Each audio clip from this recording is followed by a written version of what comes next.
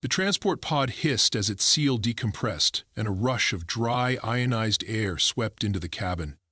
Eli Bradley stood at the open hatch, his boots firmly planted on the metal ramp as his eyes scanned the unfamiliar terrain of Norvan 12. Wind howled across the cracked plains, kicking up pale dust and sending it spiraling into the reddish-orange sky. Above, storm clouds churned like boiling ink, promising acid rain and unforgiving nights. This was no ordinary survival exercise. This was the Galactic Survival Course's final exam, and only the most resilient would pass. Eli didn't flinch. He adjusted the straps of his backpack and stepped out onto the soil with measured calm, unlike the alien cadets beside him, who hesitated or visibly shivered in anticipation. The professor's voice rang through their headsets, firm, mechanical, and emotionless. Your task is simple. Build a functional shelter within 48 standard hours using only materials found on this moon. No imported technology permitted except personal survival tools and suits. This is not a group task. Evaluation is individual. The message ended with a buzz, and the professor's presence vanished from the neural link. From this point forward, the cadets were alone. Eli glanced at the others. To his left, a towering insectoid named Jorthak snapped his mandibles and immediately began scanning the ground with a glowing sensor wand.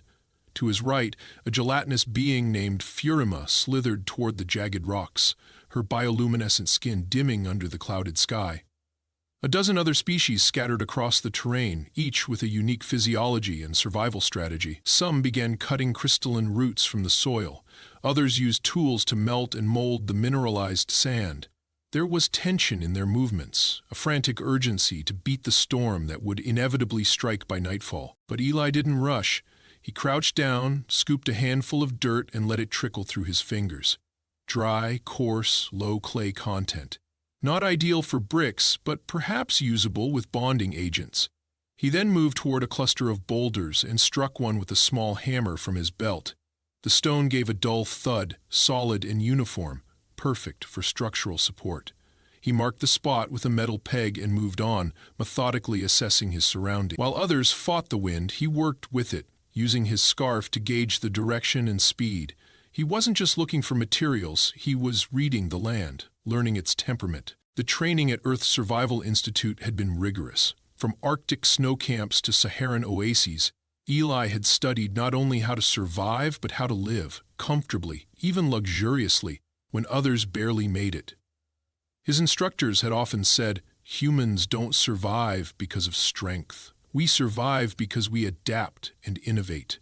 Those words echoed now in his mind as he located a dry ridge slightly elevated from the basin where most of the other cadets had clustered. It was shielded on three sides by natural rock formations, breaking the wind. He could already envision the cabin taking shape here. Back at the lower ground, chaos reigned. Jorthok's chosen crystal wood kept snapping under pressure. Furima's structure collapsed twice due to instability in the gelatin she secreted for adhesion. Shouts, curses, and alien screeches filled the air, echoing through the canyons. Eli simply tuned it all out. He placed a small device on the ground, his personal compass and thermal scanner, allowed under course rules for initial planning. The readings were useful. The ridge retained slightly more heat during the day and cooled slower at night. That would help reduce thermal shock after sunset. With a satisfied nod, he began the first phase, clearing the ground. His shovel, modified with a reinforced alloy edge, cut smoothly into the dirt. He worked in rhythmic strokes, outlining the perimeter with absolute precision. He wasn't building a hut, he was building a home, something that would stand as a testament to what one well-trained human could achieve under pressure. As he worked, he spotted small metallic shards scattered among the soil. Curved, thin, and highly reflective. He picked one up, wiped the dust, and grinned. Solar reactive alloy, probably from an old probe or drone. Crash. To most, it was just debris. To Eli, it was a gold mine. He began collecting the pieces and carefully packing them into his satchel. Each one could be turned into a reflector, a power conductor, or even a basic heating panel. He wouldn't use it just yet. He still had to establish the main frame. But already he was thinking 10 steps ahead. While the alien students hacked at crystal trees and struggled with gravity differentials, Eli methodically cut and stacked long fibrous stalks that resembled bamboo. They were hollow, surprisingly light, and resilient to snapping. With the right lashings, they could serve as both structure and insulation. He tested a few joints with the bonding sap he'd discovered along the ridge and found that the material hardened like resin under pressure and time. Perfect. By midday, while others were barely erecting their first walls, Eli had dug out a leveled foundation, gathered a stockpile of structural material, and erected a basic A-frame. He paused only to drink, filtering the water he'd harvested from a damp crevice with a charcoal pouch from his survival kit. Above, the clouds darkened further. The first drops of acidic rain began to fall, sizzling against the rocks. Shouts of panic rang out across the basin as alien shelters buckled under the chemical assault. Eli calmly unrolled a tarp over his frame. Woven from the reflective alloy, it deflected the droplets like armor. He anchored the corners and slid underneath, continuing his work with focused determination. As others ran for cover, he sat cross-legged, carving joints and slots into his materials using a multi-tool and assembling the next phase of his cabin skeleton. Night fell quickly on Norvan 12. Temperatures plummeted. Most cadets huddled under makeshift covers, their shelters barely functional, some still exposed to the elements. A few students activated emergency heat packs, violating the assignment's rules, likely resulting in automatic failure. But Eli sat in quiet confidence beneath his half-finished structure. He lit a low-heat fire pit using non-toxic fuel extracted from local lichen and wrapped himself in an emergency thermal blanket while reviewing his plans on a waterproof slate. He wasn't rushing, he wasn't improvising, he was executing. Every piece of wood, every metal shard, every scoop of dirt had a purpose in his mind. He envisioned not just survival, but sustainability, comfort, efficiency. The storm raged outside, and yet inside his rudimentary shelter there was calm. A space was taking form, a space that would soon become a marvel to those who believed humans were merely adaptable, not extraordinary. As he drifted into sleep for a few hours, protected from wind and rain, the ridge above the basin glowed faintly in the storm. Alone, lit by faint thermal light and scattered solar shards, it looked like the outline of a human triumphing over the alien world itself. And the real test hadn't even begun yet. Morning broke on Norvan 12, though the sun was barely visible through the sickly green overcast that blanketed the sky. Acidic mist clung to the rocks, giving the landscape a surreal glow. Eli emerged from his makeshift tarp covering and exhaled deeply into the cold, damp air. His joints ached slightly from the firm ground, but his mind was razor-sharp. The night's temperature drop had been brutal, and judging by the clusters of movement in the valley below, not everyone had fared as well. He could see several cadets huddled in collapsed structures, their outer skins discolored by exposure. One shelter had completely disintegrated during the night. A few others bore signs of patchwork repairs, none of which would hold through another storm. But Eli had no time to observe failure. His own build was still only a skeleton if he wanted to meet his vision. A shelter that provided comfort, not just survival. He needed to accelerate. He opened his backpack and retrieved a thin metal canister, popping the seal and pouring its contents into a crude basin formed from a curved stone. Water from the filtered crevice. Not much, but enough. He added a few crushed roots he had tested for edibility the day before, igniting his small fire pit with dried lichen as tinder. Within minutes, steam rose. A simple breakfast, but warm and revitalizing. He ate quickly, wiped his tools, and stood. The A-frame was intact and dry. The resinous sap he'd used had hardened well overnight. He knocked gently on one of the vertical supports and heard a satisfying ring of tension. It had bonded. He began assembling the secondary framework, inserting cross beams and bracing them with interlocked grooves and pressure-fit joints. He wasn't relying on nails or adhesives for structural integrity. Everything had to hold together through tension and balance. Every angle, every connection had to be calculated. The plan in his mind was precise. Triangular geometry for stability, hollow stalks for insulation, compressed moss for inner wall padding. He spent 2 hours reinforcing the lower wall sections, leaving gaps for future installation of vents and insulation. He then transitioned to collecting more of the solar reactive shards scattered near the edge of the ridge. These were crucial, not just for later electrical systems, but for passive heating. He knew their molecular structure could reflect and store light, even in weak atmospheres. He mapped the sun's path, factoring in Norvin 12's axial tilt and slow rotation, and calculated the optimal angles for installing the panels on the structure's southern wall. The calculations weren't perfect without a digital interface, but years of practice made his guesses close enough to matter. As the cabin rose beam by beam, the contrast between Eli and the others became glaring. Jorthak was busy salvaging remnants of his overnight failure, trying to fuse his broken dome with adhesive foam he'd brewed from fermenting root sacs. His forearms moved fast, but lacked finesse. He kept glancing toward Eli's ridge, antennae twitching, his posture betraying frustration. Farima had retreated into a protective bubble she secreted from her skin, trying to warm herself internally. Her structure had collapsed again. Two other cadets, one with obsidian scales and another with translucent wings, were attempting to combine resources, but their efforts remained clumsy and inefficient. Eli noticed none of it. His focus narrowed as he began work on the floor. He didn't want to sleep on hard soil again.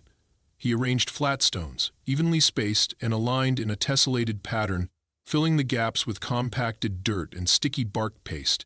Over that he laid long mats made from shredded fiber and woven plant strips, forming a springy, warm base.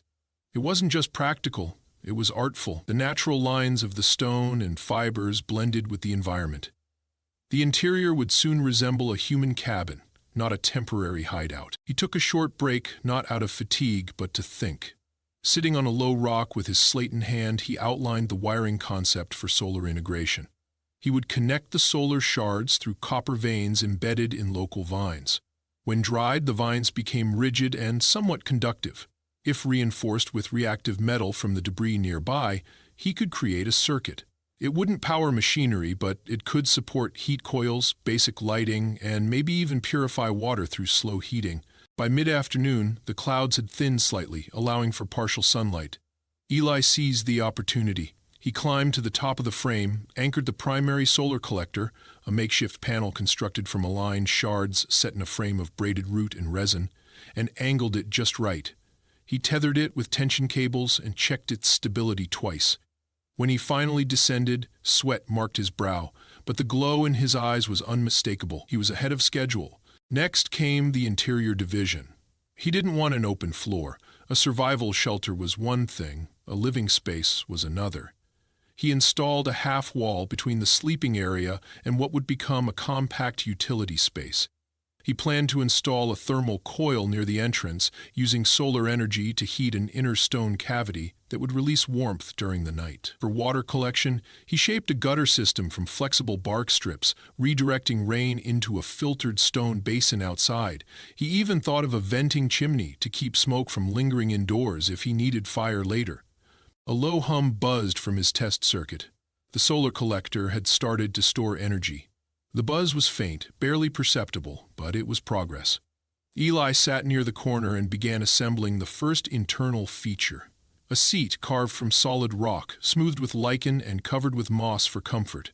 He leaned back into it, tested the balance, and smiled. Others would be trying to survive the next night. He would be drinking tea inside a structure that defied expectations. As the second day came to a close, the professor's neural link crackled to life with a short announcement. 24 hours remaining. Evaluation begins at final hour. Reminder, unauthorized external tools or assistance will result in disqualification. Then, silence. Eli didn't even look up. He was soldering together copper strips using a makeshift arc created with sunlight and a curved shard. His fingers were calloused, his arms aching, but his mind was at peace. Night approached, and again the storm winds stirred. Shrieks echoed from the valley. Another structure had failed. Cries for help were muffled by the roar of wind. Eli heard them, but he did not react. He had warned no one. He had built for one. That was the rule. Comfort was earned, not shared. Not yet. He climbed inside the now fully enclosed space, sealed the opening flap made of water-repelling leaves, and sat cross-legged on his padded floor. The wind howled. The structure did not move. Heat radiated from the stone cavity by the door. The interior was calm, insulated. A faint glow pulsed from the embedded shards in the walls. He poured water into a metal cup and set it on the warming stone. He watched as steam slowly rose, wrapping him in silence. Outside, alien students braved the worst night of the test.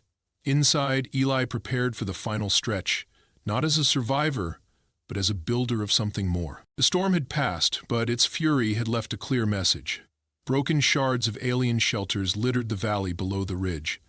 Some structures still stood, barely, leaning like wounded creatures, supported by makeshift props or held together with raw desperation. Few cadets had managed to sleep.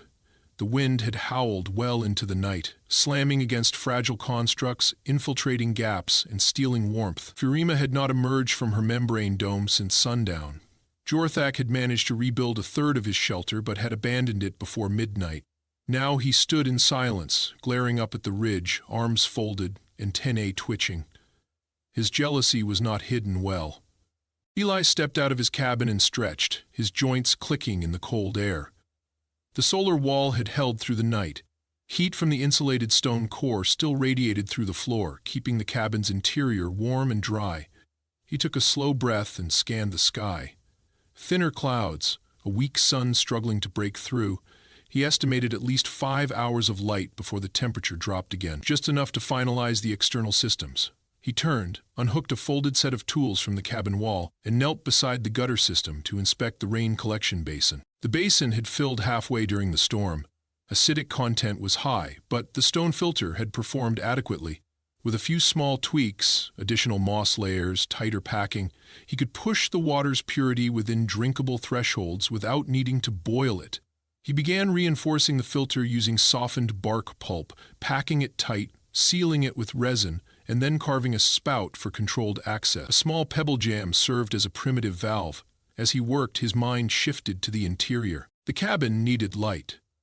He retrieved the copper-veined vines he had set aside and began trimming them to fit into the interior grooves along the ceiling.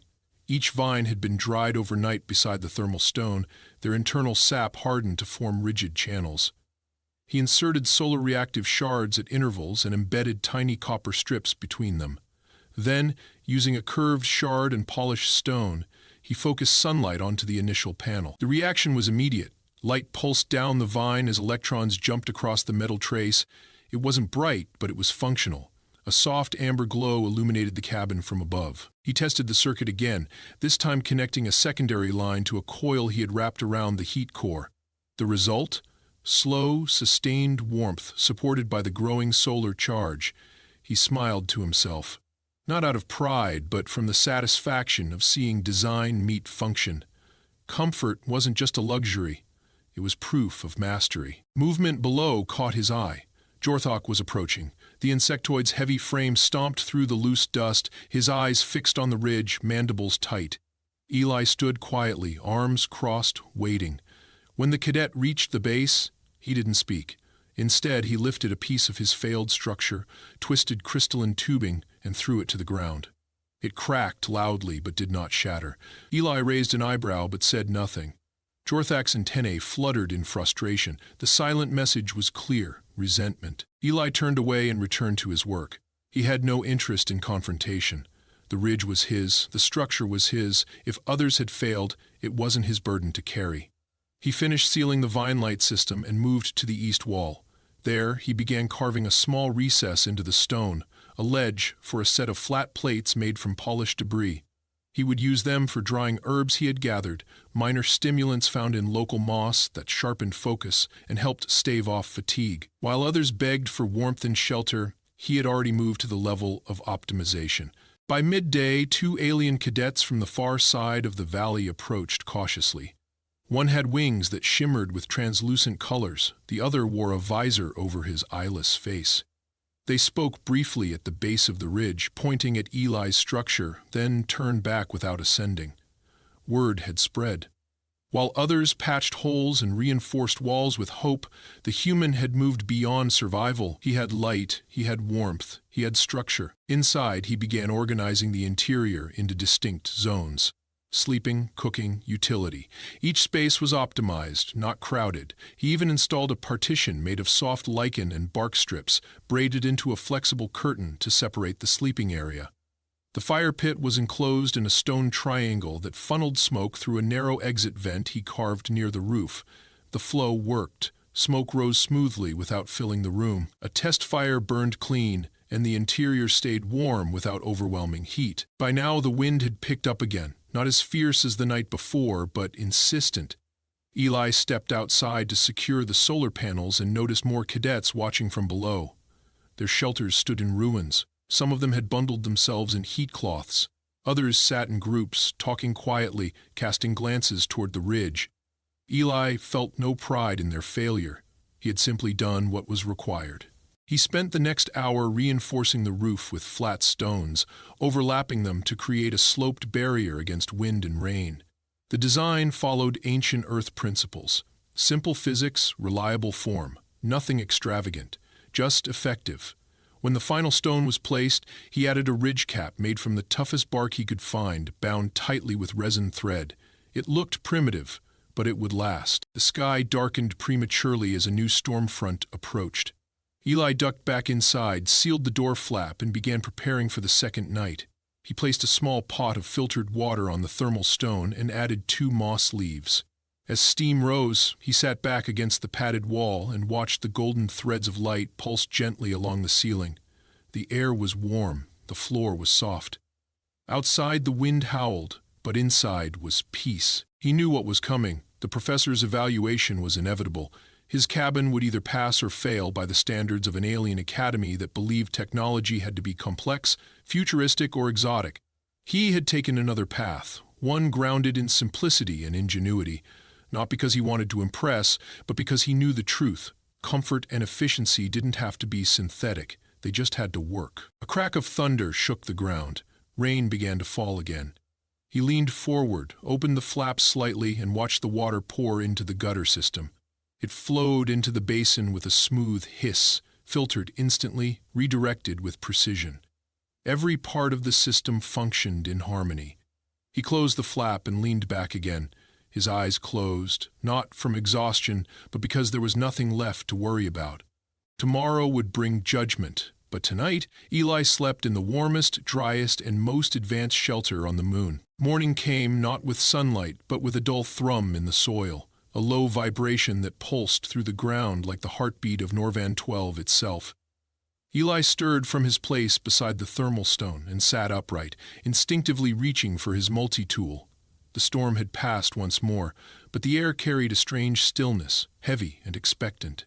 He rose to his feet, his boots pressing against the soft moss lining he had laid across the stone floor. A glance toward the ceiling confirmed his lighting system still functioned.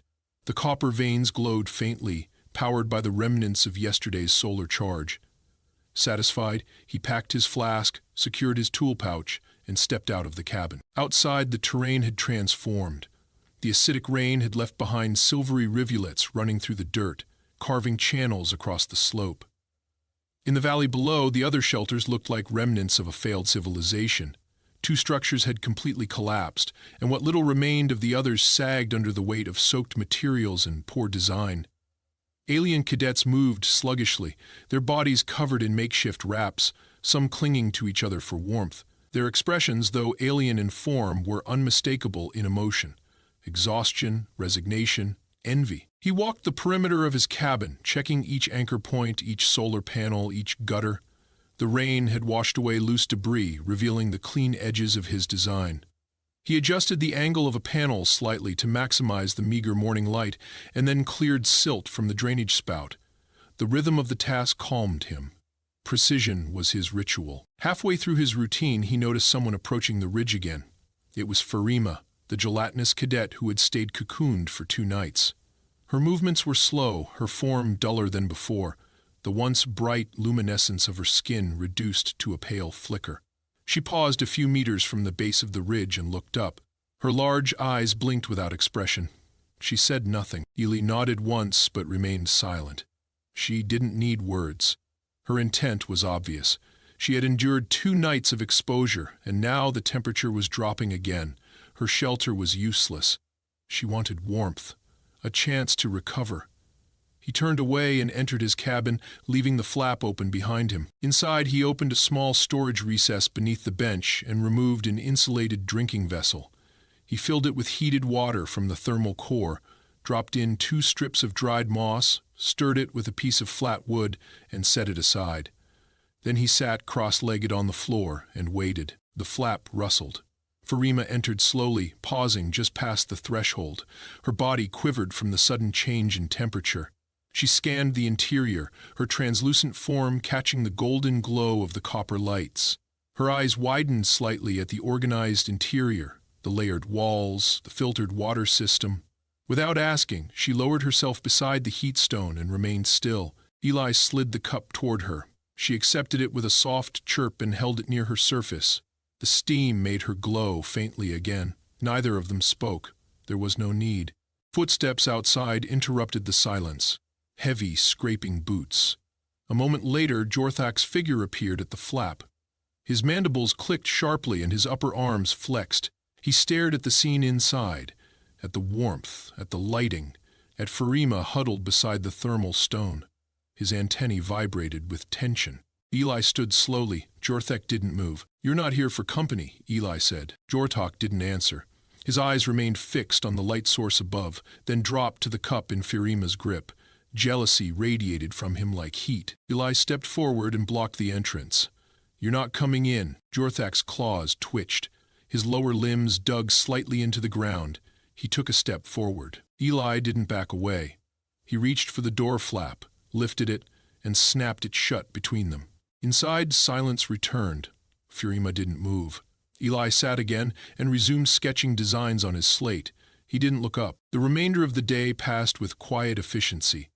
Farima assisted him by retrieving small materials from nearby resin, filtered soil, stiff bark, though her movements remained slow. She watched him repair a vent seal, helped pack moss into insulation gaps, and remained close to the heat source whenever she paused. He didn't question her. She hadn't asked to stay, but she hadn't left either. As the sun dipped lower, the storm clouds returned. The wind picked up, swirling dust into the air. This time it was dry, gritty, blinding. Eli sealed the flap again and dimmed the internal light to conserve energy. He prepared another drink, handing it to Farima without a word. She accepted it without resistance. She had no strength left for pride. Outside, angry voices rose. At least 2 other cadets were arguing loudly, their silhouettes visible through the canvas slit. Someone shouted in frustration, and a structure collapsed with a groan. Eli closed his eyes and exhaled slowly. Survival had fractured the group. The assignment had begun as a competition, but desperation had turned it into quiet war. He prepared a 3rd cup and set it on the stone beside him. A second visitor was inevitable. Jorthak returned near sunset. He stood at the flap again, not speaking. His shoulders sagged and his limbs trembled slightly. Pride had carried him as far as it could. The storm had humbled him. His forearms hung low, claws loose. He didn't look angry now. He looked tired. Eli didn't speak. He opened the flap. Jorthak entered without eye contact. He took 2 steps, then collapsed near the far wall, pressing his back against the padded surface. He didn't ask for anything. Eli handed him the waiting cup. The insectoid took it with both upper arms and drank. The cabin, once built for 1, now housed 3. Night fell. The wind screamed. The flap trembled but held. The walls didn't shake. Inside, the temperature remained steady. The light remained soft. The water was clean. The heat stone glowed. Farima slept against the corner, her form undulating softly. Jorthak rested upright, limbs curled inward. Eli remained seated, eyes open, thoughts still. He had created something no one expected, and now, even his competitors were silent witnesses to what one human could build, not just for himself, but for those who had no other place to go. The final day was near. The professor's inspection would arrive soon, and when it did, the cabin would not stand as a shelter. It would stand as proof. The cabin remained still as the first rays of sunlight stretched across the jagged ridge of Norvan 12. Within its walls, warmth clung to the air like a second skin. The filtered light from above diffused across the interior, casting long golden streaks along the moss-covered floor. Eli sat upright, already awake, sharpening a piece of flat stone with a slow, careful rhythm. He had not slept much, though he did not feel tired. His body rested easily in this space now. His mind was steady. Today was the final day, and the silence in the air outside told him the professor was near. Fiorima stirred first. Her body shimmered slightly in the warmth, and for the first time since she had entered, she moved without hesitation. She looked toward Eli, then at Jorthak, who remained curled near the far wall. Eli nodded once. Fiorima understood. She gathered her strength, repositioned herself closer to the heat source, and waited. Jorthak roused next. He blinked, antennae twitching, his claws flexing slowly as if remembering where he was. He did not speak. He simply leaned forward, adjusted his posture, and let out a low, rasping breath. There was no fight in him now, only observation. A low pulse thrummed through the ground again, the same signal as before, but sharper. Eli stood, walked to the cabin entrance, and opened the flap. A shimmering distortion moved across the horizon like a ripple of heat. Then, without sound or warning, the figure of the alien professor materialized 10 meters from the ridge, tall, cloaked in flowing black fabric that barely shifted in the wind, his elongated head framed by an iridescent crest. His 6 eyes blinked independently. No words were spoken through the air. Instead, the communication entered Eli's mind like a cold breath behind the eyes. Final evaluations begin now. Eli stepped out and stood beside his structure, arms crossed loosely, gaze unwavering. Behind him, Fiorima emerged and took her place near the entrance, her shoulders raised slightly. Jorthak remained inside but watched through the opening with unblinking focus. The professor's first inspection began in the valley. He moved from one collapsed shelter to another, passing judgment without expression.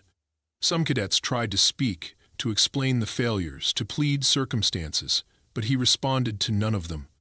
His neural presence pulsed with detached calculation.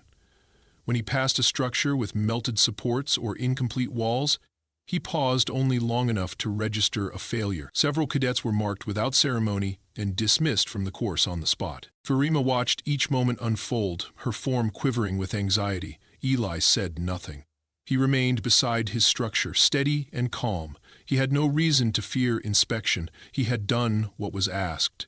He had done more. The professor approached the ridge last. He moved without visible effort, his cloak fluttering despite the absence of wind.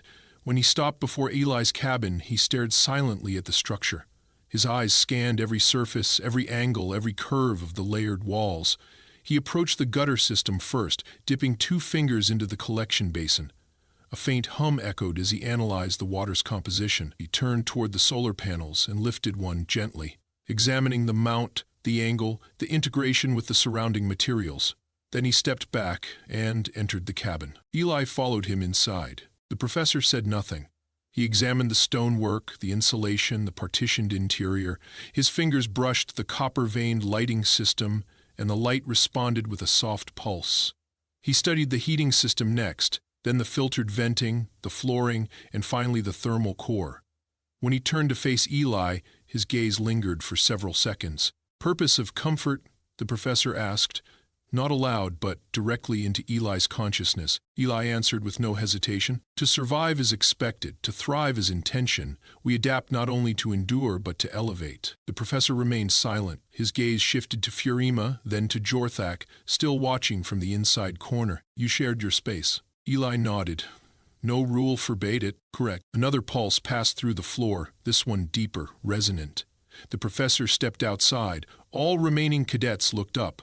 A moment later, the professor's voice filled their minds in unison. Evaluation complete. The list of successful candidates scrolled across their visors, transmitted instantly to each personal device. Eli saw his name first, highlighted not in standard green, but in a new color he had never seen used before. Gold. Beside him, Fiorima gasped faintly. Her name followed soon after. Then, a pause. Jorthak's name appeared, just before the list ended. He exhaled sharply, his claws loosening. Relief passed through his tense body. The professor turned back toward Eli. "You exceeded expectations." Eli waited. "You redefined the criteria." He nodded once. "You will be reassigned, not as cadet, as designer." The words struck hard, not with pride, but with consequence. Eli understood. This test had never been only about survival. It had been an audition, a filtering system not just for resilience, but for vision. And he had passed, not because he had endured the storm, but because he had built something better than what was asked. something others had turned to when their own efforts had failed. Farima stepped beside him, her body glowing brighter now. Jorthak emerged from the cabin and stood tall once more. Neither of them spoke. Words were unnecessary. The professor vanished in a blink, the distortion rippling outward. The ridge fell silent again. Above them, the first transport vessel descended, its engines whispering as it approached the landing zone. The course was over, the test complete. Eli turned to look at the cabin one last time. It remained exactly as he'd built it. Still warm, still functional, still beautiful in its purpose. It had given him shelter, yes, but more than that, it had given others proof that when humans chose to create, they didn't just survive, they inspired. And as the transport ramp lowered and the cadets ascended one by one, Eli walked last, never looking back. The cabin stayed behind,